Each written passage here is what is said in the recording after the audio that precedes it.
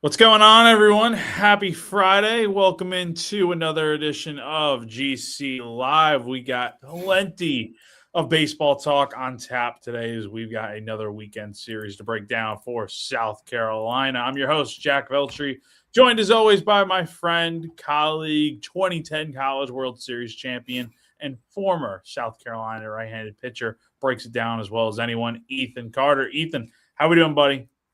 Can't complain, man. Like I said, we're in full swing here with college baseball getting close to the postseason. We got MLB firing all cylinders, so baseball every day. I can't complain. Yeah, we're pretty happy right now with the way the Yankees have been playing, and yeah, I know you got the '09 World Series T-shirt on there, which is that's a gem, man. That is all. Yankees swept the Red Sox this week, which was a very nice weekend or week series. But as for the Gamecocks, things not going too well right now after getting swept by Mississippi State this past weekend. We're going to talk about that. Of course, we're going to preview and predict this weekend series with Kentucky at Founders Park as the Gamecocks continue their longest homestand of the year. But before we get into it, real quick, got to talk to you guys about Clinton Hammond of CMG Home Loans, the presenting sponsor of GC Live each and every week.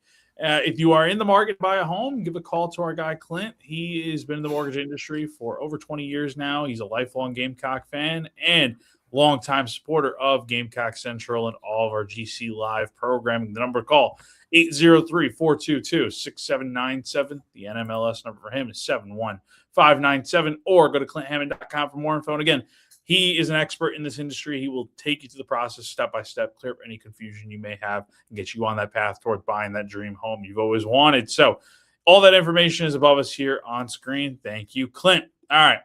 So let's talk briefly about this past weekend.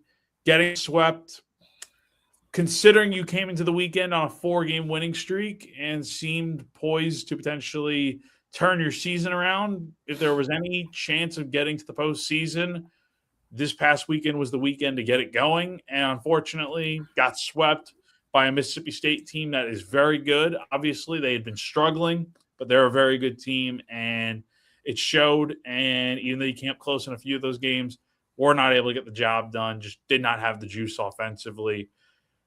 At this point, I feel like the postseason hopes are essentially dead. You're 5-13 in conference play, unless you go undefeated like the rest of the way, or go 10-2.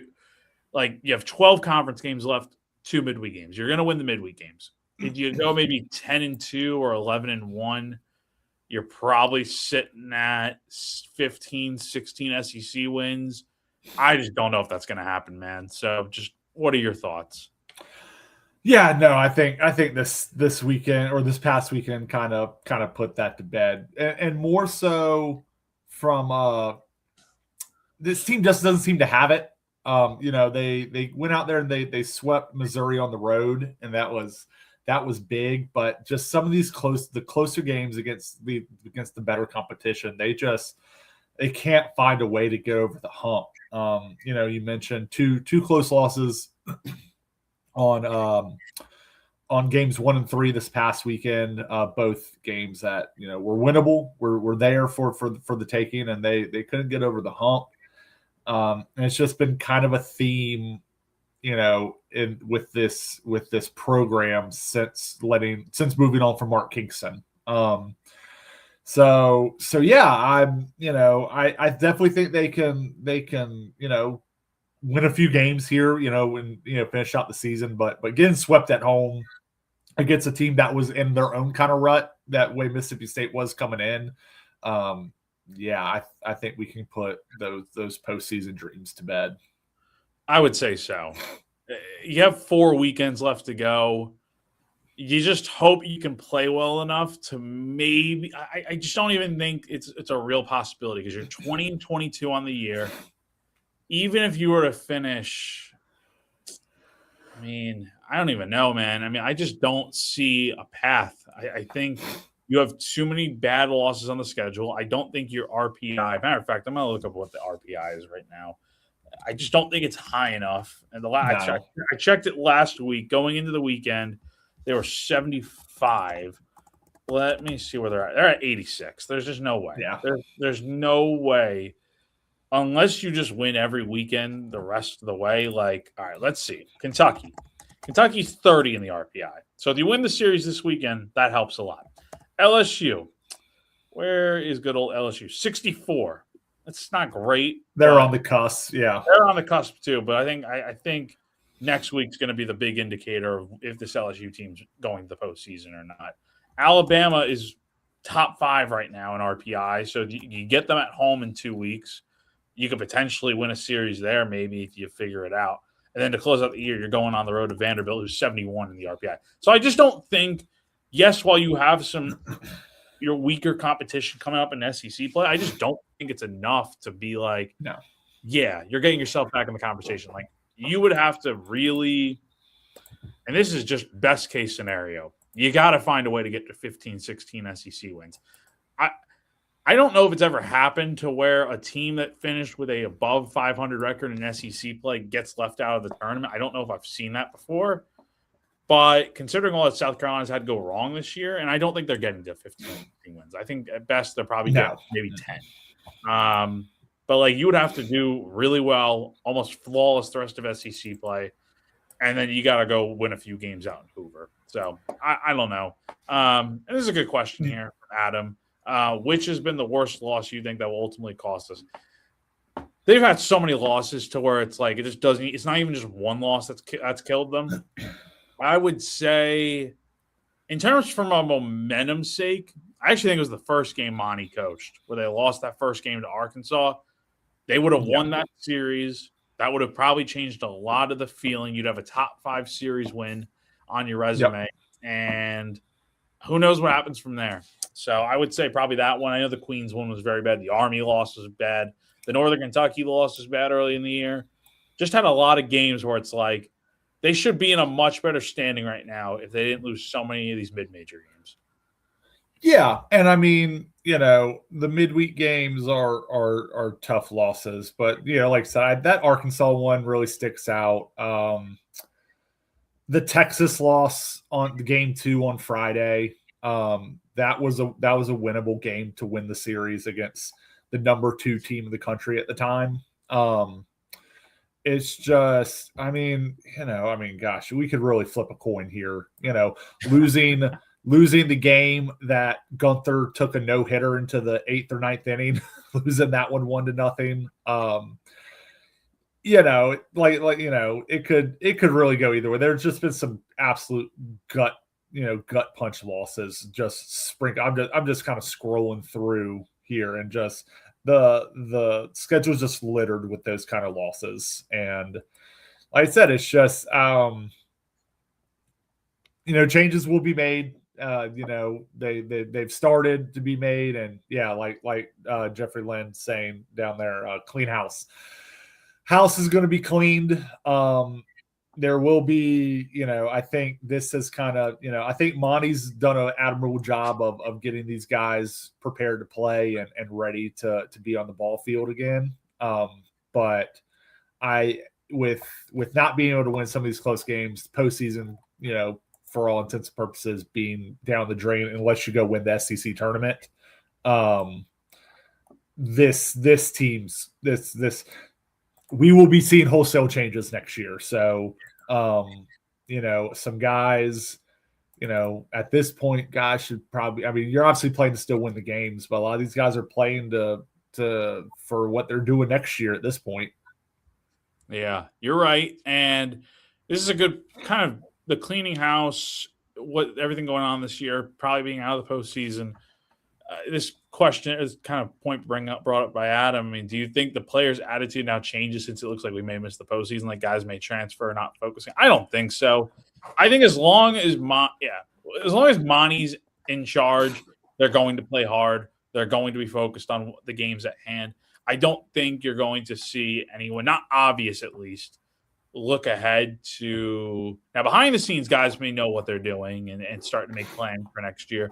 But we just don't know that for sure right now. There's no evidence that points to that being the case. So I'm not going to go out here and say that, they're not focused or anything. That's just not the case. Like, at least from what I watch and what I see, they're still locked in. They're still playing hard. So I think that's all you can ask for right now, even in this being kind of a lost season. Yeah, and it's while baseball is one of the team sports, it's not quite like football or basketball where somebody's gonna play outside the offense or take a gamble on defense to try to up their stats for next year. Like baseball's not really that kind of game where somebody's going to do something out of the ordinary to try to boost themselves. So yeah, I think guys, if anything, some guys are going to play a little bit harder because they know that they're trying to set up for whatever next year brings, because it is going to be a new staff. So, new staff's going to have to make difficult choices and decisions on who they want to bring back and who they'll, ask to go on. And so I think you might even see a little bit more, and maybe that turns into pressing, we won't get into that. But to the original question, no, I don't think guys' effort level is going to change. I don't think you're going to see guys just start to check out. There's a difference when the situation is just kind of miserable with the environment, versus a season being lost. And I think Coach Lee's done a real good job of having these guys wanting to be at the ballpark. So no, I definitely don't think anything's going to change there. I think some guys are even might try a little bit too hard to do some things. Yeah. Let's start diving into the weekend ahead. South Carolina welcoming in Kentucky for a 3-game series starting tonight. And most notably, Ant Phillips, who's been primarily the number 2 starter on this team all year, finally has moved into the ace role. He's been the ace essentially all year. He's pitched like it. He just hasn't gotten the recognition, I guess, to be the ace of, here you go, get the ball in game 1 of a series. Now he's got that chance moving forward here. I fully anticipate he's going to be the guy at the top of the rotation the rest of the year. And, a point was brought up to me yesterday, and I asked Monty about it, and my phrasing of the question should have been a lot better. But essentially the point I was trying to get at was like, does this kind of set you guys up to where Amp can be your starter for the first game out in Hoover? I mean, that's kind of what it would be, right? Like now you're trying to probably line up guys. Like Monty didn't say that was the case. Like he said he's kind of just focused on this weekend and whatnot. But I think in the back of your mind, you're kind of trying to get these guys lined up to where you do have your best guy going on the Tuesday out in Hoover at the SEC tournament, because that's assumedly the day that South Carolina is going to begin their tournament play at. So what do you think about Amp, and just why was right now the time to make this move? Yeah, I love Fred. He's to your point. He's been kind of the bedrock of the rotation from week 1. There's some blips in the road there. All starters have them. When you're out there making double-digit starts in a season, not every single one's going to be perfect. So, but I love that for him getting that. Kind of the recognition as far as the team goes, that hey, you're our guy, and we're going to ask you to go out there and compete against the other team's number 1. And yeah, I think now, like you said, there's 4 series left, so we got about a month left in the season. This is the kind of time to kind of get some roll, or get some things planned out.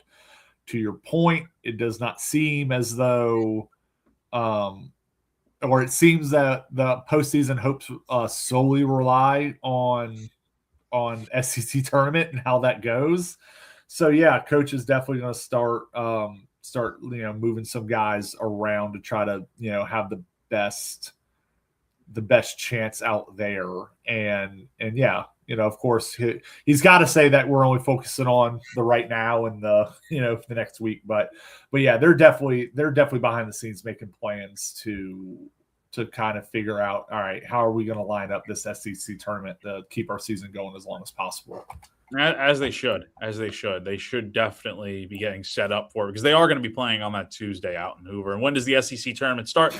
Starts May 19th and will run through the 24th out in Hoover. So it'll be a Tuesday to Sunday affair. You're talking about playing 4 games during the week potentially, and then 2 on the weekend, and you're playing 6 games in 6 days. That's a lot. It's a lot on your pitching, and I mean, at most, if South Carolina magically went on a run, you'd set yourself up for Amp to pitch twice out in Hoover potentially. But again, we're not expecting that to be the case. We're expecting probably one and done. Maybe they could steal a game. I think South Carolina is good enough to make a little bit of a multi-day stay out in Hoover, but again, it's a month away, so we'll talk about the when we get there. But it does. But I think to our point, I think it does kind of set them up to when it comes to the Vanderbilt series, which is Thursday, Friday, Saturday, Amp's going to start that Thursday game, and then let's see, you get Friday, Saturday, Sunday, Monday. You're pitching on 4 days rest, so. And I would imagine that would be a start for Amp with about a 50 pitch cap. Yeah, I would. Totally. That it would be a tune-up game more than a real start. Yeah, no, that's a great point, Jack. That Vanderbilt series, you're going to see some funky stuff with pitching that weekend. I would have to guess it's going to be an interesting usage of guys getting ready for the next week. Yeah, especially. Go ahead. I would say no, and to that point, it's like who you might play in the first round might not throw their number one on Tuesday because of the way the schedule works. So yeah, I have a feeling they're going to be making things. They're going to be putting all their eggs in that basket, and that could work to their advantage with how other teams have their pitching set for the tournament. Yeah, we'll see. We'll see how it goes. And this Kentucky team is interesting to say the least. They are kind of a scrappy group. That's kind of always been the way it's been under Nick Mingione. He's been there for a few years now. The Cats are coming off of a series loss to Vanderbilt. I gotta say, Ethan, I think this team is very, very beatable. I'm not gonna say South Carolina's gonna win. We'll give the predictions in a bit here. I'm not gonna say South Carolina. It's an automatic they're gonna win this series. But you look at what they've done since sweeping Alabama March 13th through the 15th. They have not won a single SEC series the rest of the way. Yet they are somehow still 26-13. And I think that's where, if South Carolina hadn't lost all these games to mid-majors at the beginning of the year, they're probably in the same boat as like a Kentucky right now. While they are stumbling, they're very much going to go to the NCAA tournament this year. They're 8-10 in conference play. They're going to be just fine. But it is interesting to note that they have not won an SEC series since the first one of the year. They walked off with a grand slam against Vanderbilt last Friday. They dropped the next 2 games, and then they lost 14-10 against Louisville in that rivalry game on Tuesday. So they're coming in on a 3-game losing streak, kind of stumbling. You kind of wish this was the weekend for South Carolina to really pick it up and play better baseball and kind of get themselves back in the hunt rather than that Mississippi State series. But nothing you can do about it now, and you got to go out here and play a team that I think is very beatable in some sense. Yeah, no, that's why getting swept last weekend hurt so bad, because this is a series where you could definitely envision them taking 2 out of 3. I also do feel it's a little bit of a bad matchup for the Gamecocks as far as if runners get on. As we've kind of talked about a little bit this season, I think Talmadge LeCroy, admirable what he's doing behind the plate. I mean, the dude has played every single game, and just about every single inning of every single game. So I mean, that is admirable. But I think we both agree Talmadge's weakness as far as a baseball player is controlling the running game. And woo buddy, is that what Kentucky excels at? So I think this would be real important for Gamecock pitching to keep that leadoff guy off base this weekend. I know you generally ask me what players the X factor in this series. I'll have an answer for that when we ask it. But as far as what I think the X factor is, for the series as a whole, is Gamecock pitching keeping that leadoff guy for Kentucky off base? Because if that leadoff guy gets on, he's going to be standing on second with one or no outs pretty much all series long, and that's just they've got to try to stay out of those situations. So you mentioned it there, worrying about Kentucky. I think that's the number one concern about this Kentucky team is this is what they do. They play small ball, they get on base, they steal bags, move runners over, and they score runs. I think that's an approach you'd like to see a lot of teams take these days. I think we've kind of gotten away from the small ball in baseball as a whole and relying a lot more on the home run and striking out a lot. Just the results aren't as there consistently. Now, there's faults with small ball. Not being able to hit for home run power. Kentucky's only hit 34 home runs this year. They're hitting 283, but yet they're middle of the conference in terms of overall SEC offense. But the strength of this team is getting on base and stealing bags. They've stolen more bases than any team in the SEC this season. They're going to cross the 100 stolen base mark this weekend here because they're at 99 stolen bases right now. Interesting to note here, they have been hit by more pitches by a wide margin. 104 hit by pitches this year. The next closest tally is Georgia with 87, and then Missouri at 80, and then Bama's at 79. The rest is like for reference, South Carolina's been hit by 43 pitches this year. So that's about where most teams are in the conference. So the fact that they're crowding the box, they're leaning into pitches, they're working walks, they get on base, they steal bags. They obviously know Talmadge LeCroy is I refrain from saying liability, but they're going to steal bags on him this weekend. It's just a matter of how many and how often they get on base, because that will determine how many runs they get this weekend, because they're not going to hit a ton of home runs. They may hit 1 to 2 maybe, but this is a team that when they get on base, they're station to station, moving guys over, doing the little things, and they're going to force South Carolina to play crisp defense this weekend. 6 guys with double-digit hit by pitches. You said that number. I had to come look. Yeah, 6 guys with double-digit, and like I said, they don't strike out a ton. On top of that, the 6 guys with double-digit hit by pitches. 1, 2, 3, 4. 4 guys with at least 12 stolen bases. Yeah, it's like you said, they're not really going to slug it, but so much. It is that good defense that we've talked about them playing is going to need to really step up this weekend that Gamecocks have been playing lately. And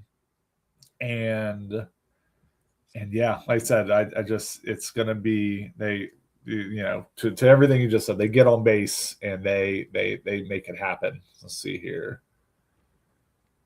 Yeah, just looking at their stats, it's such a different way to see a stat sheet than you typically see with today's ball players. And the crazy thing is they don't even have the highest on base percentage. They have a 410 OBP, which is still very good, but there are a lot of teams that are higher than them. It's just kind of crazy to see. Just they get on base a lot, it feels like, with all those hit by pitches and stuff. And they strike out far less than South Carolina does, 303 times this season. That is definitely towards the bottom of the SEC in terms of the least amount of strikeouts. I think they're third best in terms of that. But yeah, that's the recipe for them, man. They're not going to hit home runs. They're going to get on base. They're going to swipe a ton of bags. It's just, can South Carolina kind of navigate that? And as far as pitching goes this weekend, again, you got Amp going tonight. That's your best chance to win. You got Brandon Stone going to Saturday now instead of pitching on Friday. And then, as usual, TBA on Sunday. I think that's probably going to be Alex Valentine. But, again, it just really depends on what his usage is, how South Carolina wants to attack the weekend. And on the flip side, Kentucky has Jackson Jelkin going, a senior right-handed pitcher, 6-1 on the year, 3.22 ERA, 66 strikeouts, 14 walks. TBA going on Saturday for Kentucky. And then on Sunday, Connor Madison pitching, 2-1 on the year, 5.13 ERA, 26 in the third innings, 27 strikeouts, 10 walks. You look at Jelkin specifically, he's been really good this year. In SEC play, Like the Alabama weekend, he went 5 1/3 innings. Since then, he's had 4 of his next 5 outings have been 7 innings or more. So this is a guy that can be really, really good, really tough to hit. He's going to strike out a lot of batters. I don't think it's the toughest Friday arm that you face. I think Riojas and Valencias from Mississippi State, those guys have definitely been tougher. But he's going to be a challenge. And if there's a game that I think South Carolina loses, it's potentially tonight just because I think it's going to be a pitcher's duel. And I think Kentucky might do enough just to get guys on base. And then you look at Madison. This might be the game on Sunday that you could potentially go out here and win. He went 5 1/3 innings against Vanderbilt last weekend, but that was his longest outing of the year. This is a guy that goes maybe 2-3 innings at most. So I'm not expecting a ton of length on Sunday. So we'll see, man. But as we kind of look ahead towards this weekend, what do you think South Carolina offensively can do better? Because scoring 6 runs and striking out 44 times is not going to get the job done. You're hitting barely above the Mendoza line in conference play. Is there any quick fix to this offense being better, or they kind of just are what they are at this point? At this point, I just think they are what they are. You can definitely tell the philosophy has changed from beginning of the year till now, because they are definitely hitting more home runs, but the strikeouts have ballooned, and 44 times in I think we played 110 inning game, so in 44 times in 28 innings is astronomical. Like that is it's hard to win those games if you're not hitting a ton of home runs, and they don't hit enough to kind of cover up that deficiency. So now this is a pitching staff they're facing this weekend that has a 5 ERA as a team. So maybe the best fix for this offense is to face a bad staff. Because to your point, outside of Jelkin, they do not have a ton of talent, especially based off the numbers. I watched Kentucky play a few weeks ago, but outside of that one guy, outside Jelkin, they give up hits. They get hit pretty hard. So maybe the best remedy is just facing a staff that's not kind of up to snuff. But I want to say cut down the strikeouts, but it's like I said, it's clear they're trying to do damage with all their swings at this point.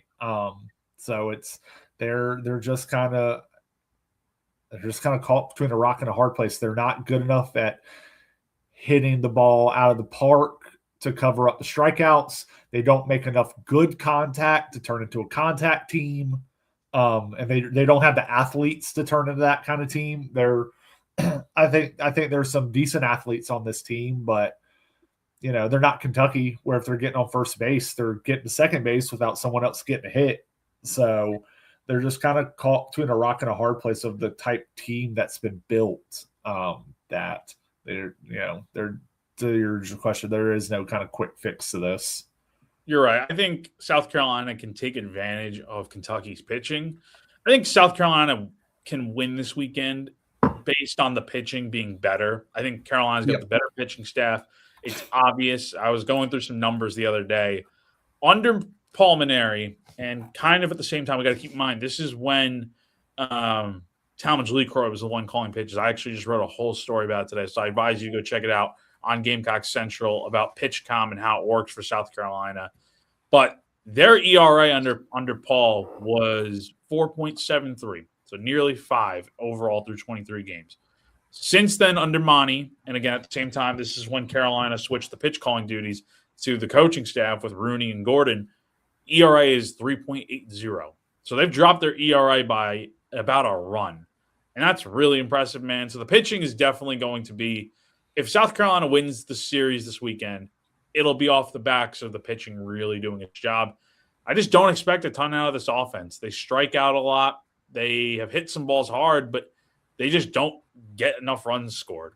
Their approach is just, it could not be any different than what Kentucky's doing. They just don't play small ball. They don't steal bases. I just have a hard time thinking if South Carolina's going to win the series this weekend, it's going to be a lot of low scoring games. I think like your 4-3s, 3-2s.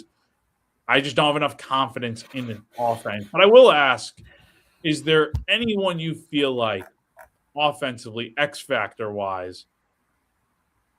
Is there anyone due for a really good weekend here, or is it kind of just going to be a lot of the same moving forward? Lazama has seemed to found his home run swing or his power stroke a little bit here, starting a couple weeks ago. I'm hoping he can be the kind of one that's catching a little bit of fire and can kind of start to carry this, I say carry this team. I don't know if he's that kind of bat, but at least, provide some of that thump this team's been looking for. I think that would be the name I would circle as an X factor. I just, I think, yeah, that'd be the name I'd go with. I think conference play has been real tough for some of these guys. I think you see some guys do some great things during the midweek, and we get to conference play, and it doesn't compute for some of these guys. So, like I said, I'm hoping the X factor I would circle would be Lazama. What about you? I'd say the same exact thing. I would say Lazami's hit safely in 5 of his last 7 games. He's swinging the better bat. He's got 2 home runs in his last few games. That last point you brought up there about it's just not clicking for these guys. I've wrote about this on Central lately. Do you feel like there's any merit to the idea that South Carolina has recruited? I mean, most of their starting lineup is made up of pretty much, aside from Scobie and Lee Croy and Craddock, their entire lineup is made up of mid-majors and JUCO transfers. Is there any merit to the idea that recruiting strategy just did not work? You put most of your eggs in the basket of we're going to go out here, we're going to get guys that did well at these lower levels. But you're right, the SEC pitching has just been so overpowering, and I don't even think it's just the SEC. I think there's been a lot of instances this year with Army, Queens, Charlotte, Charleston. Heck, I would even say to some extent Presbyterian a little bit. Carolina struggled against all types of pitching this year. Do you think there's any merit to the idea that the recruiting strategy of bringing a lot of these guys in who had good numbers at smaller schools just have not gotten it going against SEC pitching? Yeah, I definitely think it's a pedigree thing. I think these are good ball players, but I just when that competition level gets cranked up, it just, it's been the case for 2 years now. It's when they play pretty well, doing, against the mid-major opponents. And then as soon as that competition ramps up, again, it's a lot of close losses. This isn't quite last year where it was just blowout after blowout after blowout. These are a lot of tight games. And so, yeah, it just comes down to you need the SEC is producing big leaguers. That is what this conference does. And there's some guys that may improve and get to that level. But you take a look at this roster, we watch them week in, week out. I don't know how many big leaguers we're seeing, on this team. And when you're going against other schools that have big leaguers in multiple spots, Mississippi State's got a kid that's going to be a first-round draft pick, and he had some big hits this weekend. That's just not there with this team. And to play in the league that you want to play in and be as good as you have been historically with this program in this league, you've got to have some guys. And I think they were hoping there would be some gains with some guys that haven't been as large as I think we were all hoping. yeah, man, they need some dudes. That's got to be a priority for this next staff that comes in, is find a way to get back to the top of the recruiting rankings of getting some big time ball players. So until that happens, it's going to be a lot of this. It's going to be a lot of the same of just kind of mediocre, middling along, and hope to get some bounces. And that's just been a strategy that has proven not to work the last couple of years. So, what, in your opinion, needs to be the strategy moving forward? Is it, let's say, whoever they bring in as their next coach? Yep. When we get a sitting coach right now, they're going to bring a lot of players with them. I think that it depends on the level, obviously, but that's fine. But besides that, what does South Carolina need to prioritize? Is it high school recruiting? Is it bringing in like high major transfers? Is it having a balance, I guess, of all these different things? If you're asking me, I kind of think it needs to be a blend of all three. But I think more specifically, you need to get back to having a foundation with high school recruiting, winning the state, bringing in guys that are going to be with your program for 3 to 4 years, not just 1 year guys that really don't know what it's about here. Yeah, I think the transfer portal has been a miss. I mean, even far back to when it started, the transfer portal has been used by South Carolina staff as a place to get mid-major players who have great numbers and hope it translates to the SEC. And I think there is a very long track record at this point that's proven that is not successful, at least for South Carolina. Maybe they're just choosing the wrong guys. Yeah, I think they got to get back to getting some premier high school talent. Now they've gotten unlucky. I forget the gentleman who went in the first round, who was the first baseman that was committed here. They've gotten unlucky on some of these that guys have gone, that the big time recruits they've gotten have went on to sign professional deals. So there is some unluckiness with that, but yeah, I mean, I think they've got to try to build back up the high school ranks. Because this just trying to pluck players out of the portal just hasn't proven to be an effective strategy to this point. Like, they've brought in some good players, I think, out of the portal on paper. Like, yeah, I was in on some of these guys they brought in. Like, I thought like they did a pretty good job, all things considered, of fixing their needs, especially offensively in the portal. And I think they did a good job. And I think you're seeing that with the transfers they brought in from the pitching side. Like, no doubt, yes. Amp Phillips has been a top 5 pitcher in the SEC this year. You don't get him with getting him in the transfer portal and coming here. But I think offensively, again, I think the strategy of bringing in a lot of JUCO guys. This is not to say that they should not bring in JUCO players or mid-major players. That's not what I'm saying here. But what I am saying is you got to have a little bit more balance. You can't just have one high school player be impactful for you. You need to have more than that. And I think you need more high major guys that have done it against SEC, Big Ten. They only had 4 guys from their transfer portal class come from high major. So that's just not enough, in my opinion. And when your entire lineup is essentially made up of guys that are from those levels of mid majors and JUCO, that's just, again, it's a lot to ask. The adjustment against the SEC pitching is real, man. And again, like I said at the beginning of this whole conversation, I don't even think it's just SEC pitching. I think we've seen them struggle far too much against other levels of pitching.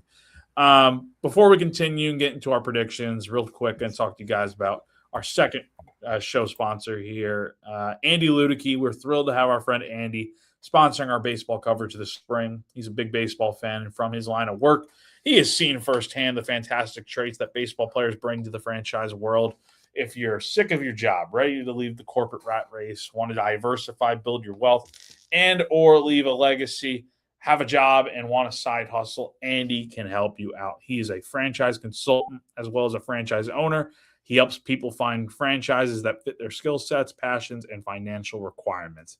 His services are 100% free and he's here to help if you have any questions about business ownership. So head on over to myperfectfranchise.net to learn more, or you can call or text Andy at 404-973-9901. All right, my friend, let's get into the weekend here. What do we think is going to happen? What did we pick last week? We need to keep like a tally of this, of like how our we picked series win. I think we both picked 2 out of 3 last week.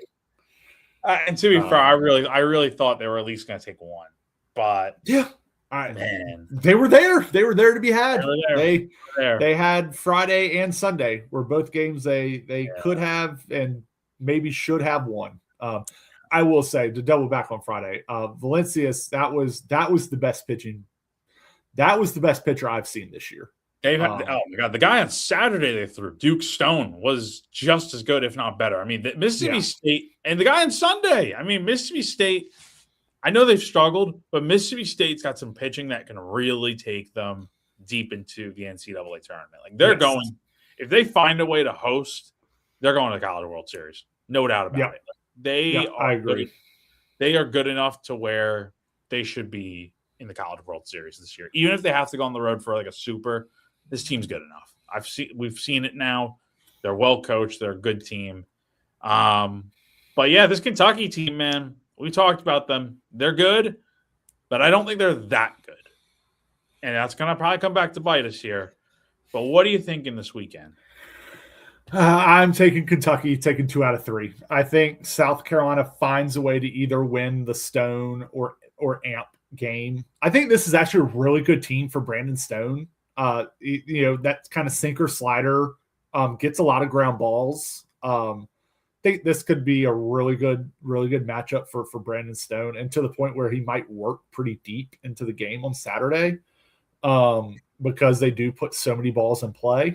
But yeah, the offense. I mean, we thought we'd saw some ground being made up with the offense. Going into last weekend, and they for however many steps they took forward, they took minus 10 of that back. It's tough watching this team offensively right now. The highest average they have of regular players is 279, and that's a freshman. It's rough to watch, on a game in, game out basis. And I just don't think they'll be able to do enough because again, kind of what we were talking about. If Kentucky gets on base, especially leadoff guys, that guy's probably coming around to score because he's going to get on second and they're just going to manufacture him in. So all that say, I think Kentucky takes 2 out of 3. I do think that Sunday it's going to be a rubber game or a rubber match. But I haven't seen enough from the offense to comfortably pick them moving forward in any series that doesn't involve Missouri. I see a path towards taking 2 out of 3, and I almost in my head I'm making this up as I go at the last second. I really did think about picking South Carolina to win this series. I don't think they're getting swept, but you made the great point there. This offense has not given us any reason to think that until that changes, they can have great pitching every weekend. We've seen that. They've had good enough pitching to win these series. But my goodness, the offense just does not score enough runs to win you games. And I think runs are going to be at a premium this weekend. And I think Kentucky's going to score enough to win. And I think you're going to get a pitcher duel tonight, and that might be enough. You might win a 1-0 game tonight, and maybe that's it. If you win tonight, you're going to win this series. Let's just put that out there. If you win tonight, you will win this weekend series. I think they can take at least one of the next 2. But I just don't know if that's going to happen. So I am going to take Kentucky to win 2 of 3. I think I might be wrong on this, and I'm fine with that. But I think Kentucky's going to take 2 of 3 just because I have not seen enough out of South Carolina offensively. Until that changes, I just can't in good faith pick them to win the series. I'm learning from my mistake last week of picking South Carolina to beat Mississippi State. I was bought into I drank the Kool-Aid thinking, okay, they're playing good baseball. It just takes time to get it right. But like you said, man, they've taken a few steps back, and I can't in good conscience pick them. So I'm taking Kentucky to win 2 out of 3. You're doing the same. The weekend series begins tonight, 7 p.m. on. I'm looking for the times here. Not listed on this page I'm looking at. Here we go. Right here. Here we go. I got it. 7 p.m. on SEC Network Plus. Saturday is going to be at 4 p.m. on SEC Network Plus, and then Sunday, a weird start time, 3 p.m. on SEC Network. Kevin Fitzgerald, Todd Walker will be on the call for that nationally televised game. Ethan, any final thoughts before we get on out of here? It's always fun to watch this pitching staff. I hope the offense gives us a little bit more, but the staff from top to bottom, it's just been real fun to watch, and I hope they keep it going, and I hope they put themselves in a situation where we can kind of watch this fun pitching staff maybe make a run in the tournament, because it's deep enough. There's enough guys to go multiple innings, and I hope these pitchers keep plugging along, keep doing what they're doing, because it's been a pleasure to watch them this year, especially after what we watched last year. I get excited to watch these guys take the mound every week, and I'm excited to watch them again this weekend. I agree. I think the pitching will do its part again this weekend and moving forward, but beyond that, I just don't see the offense scoring enough runs. And I think we're both kind of in that same camp, and it just is what it is at this point. So Gamecocks hosting Kentucky this weekend at Founders Park. Be sure to stay tuned to GamecockCentral.com for all live updates and coverage over from the ballpark this weekend. And that will do it for us. And then we'll be back next week previewing another weekend series, the Pulmonary reunion that will never be what it was supposed to be. So, but we'll dive plenty into that when we get to that next week. So that's going to do it for us for now. For GamecockCentral.com, I'm Jack Veltri, as always, joined by 2010 College World Series champion Ethan Carter. Have a great weekend, guys. Stay safe, enjoy the weather, and we'll see you guys again next week. Until then, take care.